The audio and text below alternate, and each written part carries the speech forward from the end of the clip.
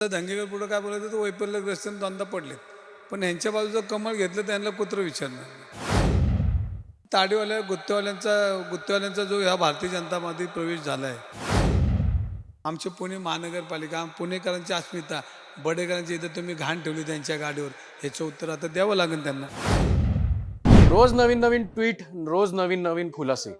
रवींद्र दंगेकरांची ट्विटची मालिका कुठे संपत नाही. आपल्यासोबत स्वतः दंगेकर आहेत.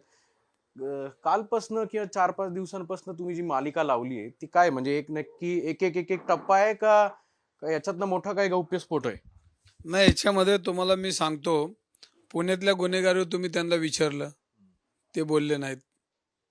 गोखले बिल्डरनी हा जो कांड केलाय, जैन मंदिर घाण ठेवलं, ती वसतिगृह विकत घेतलं चुकीच्या पद्धतीने, तुम्ही विचारलं जात आहे तर ते एकच म्हणतात की मला पुरावे द्या. आता आणि परत ते काल असं म्हणतात की ते वैफल्यग्रस्त झाले, ते निवडणुकीत पडलेत.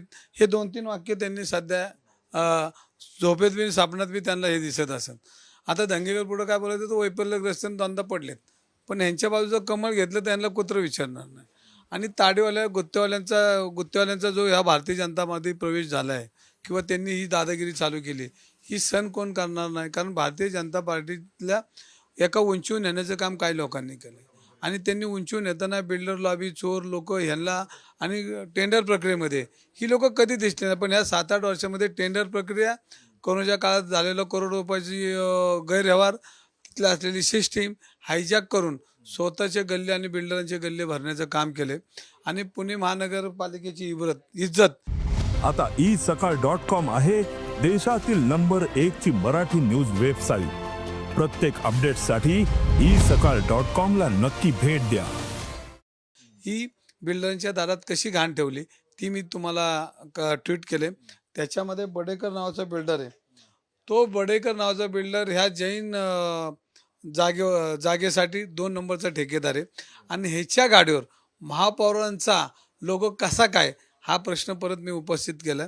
आणि हा करत असताना मुरलीधर मोहोळ त्या गाडीतनं उतरताना, बसताना, नाचताना, उठताना सगळे मी फोटो त्या ट्विटमध्ये दिलेत. आणि त्यांनी करोड रुपयाचा जो कोरोना काळात केलेला जो गैरव्यवहार आहे त्याची चौकशी झाली पाहिजे, त्याचं ऑडिट झालं पाहिजे. पण सत्ता त्यांची असल्यामुळं ह्याच्यामध्ये कोणी त्यांच्याकडे चौकशीला जात नाही आणि चौकशीला न जाता जे बोलन त्याचाच कान हे कापतात.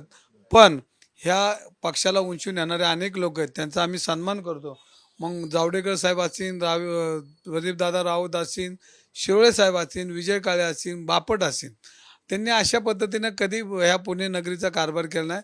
गुंडापुंडांची ही जी टीम आहे, ही गुंडापुंडांची टीम हे पुण्यातनं हद्दपार आपल्याला करावी लागेल आणि त्यासाठी मी ट्विट केलेलं आहे.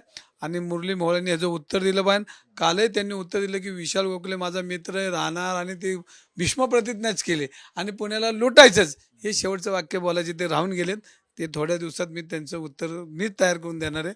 लगेच बडेकरांना मी टाकलं, ह्या गाडीवर आमचे पुणे महानगरपालिका, पुणेकरांची अस्मिता, बडेकरांची इथं तुम्ही घाण ठेवली त्यांच्या गाडीवर, ह्याचं उत्तर आता द्यावं लागेल त्यांना. मामा, आता महापौर ते कधी होते? तुमच्याकडे गाडीचे डिटेल्स एवढ्या दिवसात का नाही आले? कारण बघा, ते जर उत्तरच देत नसतील आणि ते महापौर कधी होते तर ते पुण्याचे महापौर होते, खासदार होते, त्यांना उत्तरं द्यावीच लागणार.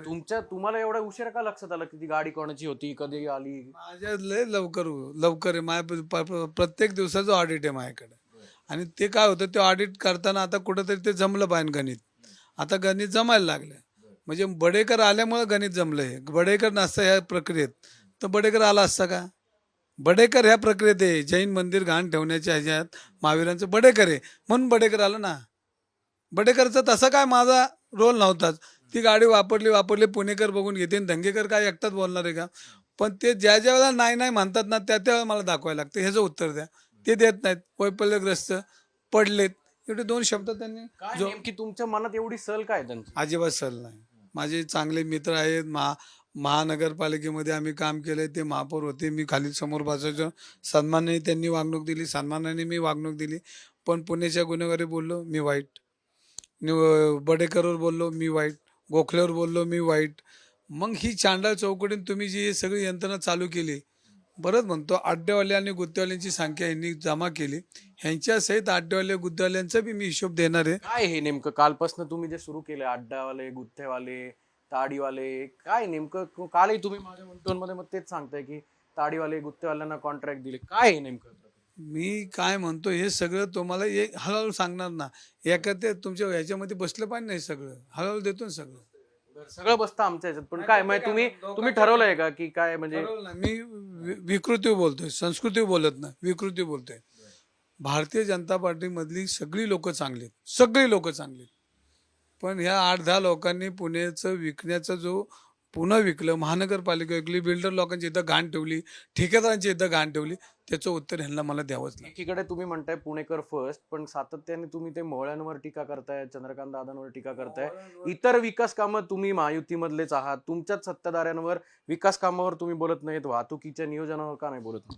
वाहतुकीच्या नियोजनात तुम्ही मी यायला किती 2 तास लागतात आपल्याला एका चौकात. ह्याच्या बोला ना, या टप्प्यात बोला तर टप्प्याटप्प्यात बोला ना. जो विषय चालला जैन मंदिराचा त्याला त्यांनी सपोर्ट केला. जे गुन्हेगारी चालले, ज्यांनी पासपोर्ट काढून पळून गेले, जे गुन्हेगार यांच्या आजूबाजूला, हे उत्तरच देत नाहीत ना. तुम्हाला उत्तर हवी आहेत. उत्तर पुण्याला द्या, मला नका देऊ. गुन्हेगारी झाली का नाही, चालू आहे का नाही, आहे. पासपोर्ट नेला का नाही, पासपोर्ट चुकीचा केला का नाही, केला. मग हे उत्तर त्यांनी दिले पाहिजे ना. तुम्ही काय करताय गुन्हेगारी कमी होण्यासाठी?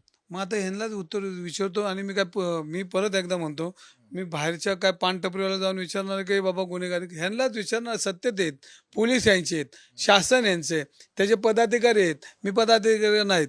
सत्तेतला असलो तरी जाब विचारणं, त्यांना कामाला लावणं हे लोकशाहीचे संकेत आहे. विरोधक मी असलो नसलो तरी एक नागरिक म्हणून ह्यांना कामाला लाव.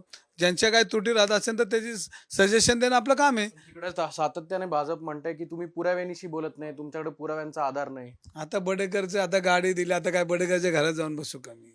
काय राव, ह्याला काय अर्थ आहे का? तुम्ही जर असं जर विचारलं मला तर मी काय उत्तर देणार? मी नाही, आम्ही नाही, जे आहे ते. मग तुम्ही आणि मी, आपण पुणेकर आहोत, त्यामुळे मी उत्तर काय ना. आता बडेकरच्या गाडी त्यांचा लोगो आहे, म्हणजे आमची महानगरपालिका बिल्डरची इथं घाण ठेवली, जैन मंदिर आमचं घाण ठेवलं. घाण ठेवण्याची प्रथा चालू केली यांनी. तर ही प्रथा आता पण पडली पाहिजे ना, त्यासाठी बोललं पाहिजे. त्यांना जर आलं ज्ञान तर ठीक आहे, नाही तर त्यांचे पक्षाचे वरिष्ठ आणतील ज्ञान. नाही तर काय, आता पुणेकरला भोगायचं भोगा. कालपासून तुम्हाला एक व्हिडिओ कॉल रेकॉर्ड झालाय, व्हायरल होतोय, तुमचं कौतुक होतंय, रमेश पाटील तुम्हाला फोन करतायत, त्यांनी तुमचं अभिनंदन. नाही ना, अभिनंदन नाही केलं. रमेश पाटील बोलता बोलता नंतर शिव्या घालतात. म्हणून मी म्हटलं बाबा तू मला फोन केला, मी अपेक्षित होतो तुझ्या फोनची, पण माझं काय चुकलं असेल तर माफ कर आणि शिव्या देऊ नको कृपया, एवढं तू ध्यानात ठेव. जे आहे ते तू बोल, पण मी तुला उत्तर काय देणार नाही. या सगळ्याबाबत जेव्हा महायुती म्हणून विचार केला जातो, कोणा नेत्यांचे फोन येतात तुम्हाला? मी परत एकदा सांगतो, महायुती म्हणून भारतीय जनता पार्टीच्या कार्यकर्त्याने, मी शेवटचा कार्यकर्ता, तळागाळातला तो जर म्हणला दंगेकर साहेब किंवा दंगेकर भाऊ, दंगेकर रवी म्हणला तरी चालेल कार्यकर्ता, तो मला म्हणला की तुम्ही जैन मंदिर घाण ठेवलं, ज्या ज्या लोकांनी घाण ठेवलं त्याच्यावर आवाज उठू नका, कारण तो चुकीचा आहे. एवढं बोललं तरी मी माझं सगळं थांबवून. कोण मला बोलू शकणार आहे की जैन मंदिर घाण ठेवलं आणि तुम्ही बोलू नका? जगात असा माणूस तरी जन्मलाय का की जैन मंदिर घाण ठेवणाऱ्यावर बोलू नका? एवढं मानणारा माणूस मला नाही वाटत या जगात कोण असं. तुमची ट्विटची मालिका आणि एक एक टप्पा तुमचा चालू नाही. ते म्हणतात ते वैफल्यग्रस्त झालेत म्हणून आता बडेकर त्या टेंडरमध्ये होता, मग बडेकरची गाडी आली, बडेकरचा लोगो आला. मग एवढी घाण तुम्ही ठेवली आमची महानगरपालिका. आमचं जे पुण्याचं जे आहे ते परत त्या लोगोवर छत्रपतींचा फोटो आहे, छत्रपतींचं लोगोमध्ये त्या सगळं तुम्ही त्या बडेकरांच्या घरी दारात नेऊन घाण ठेवले तुम्ही. ती गाडी त्यांच्या दारात लागते ना, त्यांच्या गॅरेजला लागते. म्हणजे अजून तुम्ही चालू ट्विटची मालिका आणि हे सगळे खुलासे? नाही, त्यांनी उत्तर दिलं पाहिजे. ते म्हणतात ना माझ्या काहीच नाही, मग बडेकर कसा आला, मग गोखले कसा आला, हेच मी सांगतोय. आता कालपर्यंत गोखलेची जाहिरात करत होते ती आली, गोखलेंबरोबर फोटो आले, सगळं झालं. आता बडेकरांची गाडी आणली, म्हणजे दुसरा योगायोग किती आहेत? काही महापौरांची गाडीचं लोगो चिकटून हे बी योगायोगच आहे का? आता आज दुपारी 1 वाजता तुमची पत्रकार परिषद असा निरोप आहे. आम्ही आता 1 वाजता, कारण 11 वाजता घेणार होतो, 1 वाजता बोलणार आहे, कारण सगळे पत्रकार बंधू विचारतात. मग आता एकाशी किती बंद 1 वाजता बोलू म्हणलं. आपण बघू शकतो की विविध खुलासे, विविध दावे त्यांच्याकडे आहेत, विविध पुरावे सुद्धा आहेत. आधी गोखले होते, आता बडेकर आलेत. त्यामुळे येत्या काही दिवसात अजून रवींद्र दंगेकर कोणाबाबत आणि काय खुलासे करतात हे पाहणं महत्त्वाचं असेल. कॅमेरामन सुमित भोसलेसह अक्षय बडवे, साम टीव्ही न्यूज, पुणे. देश विदेशातील प्रत्येक घडामोडींचे लाईव्ह अपडेट मिळवण्यासाठी आता साम टीव्हीच्या सर्व सोशल मीडिया प्लॅटफॉर्मला लाईक, फॉलो आणि सबस्क्राईब करा. तसंच सर्व नोटिफिकेशनसाठी बेल आयकॉन प्रेस करायला विसरू नका.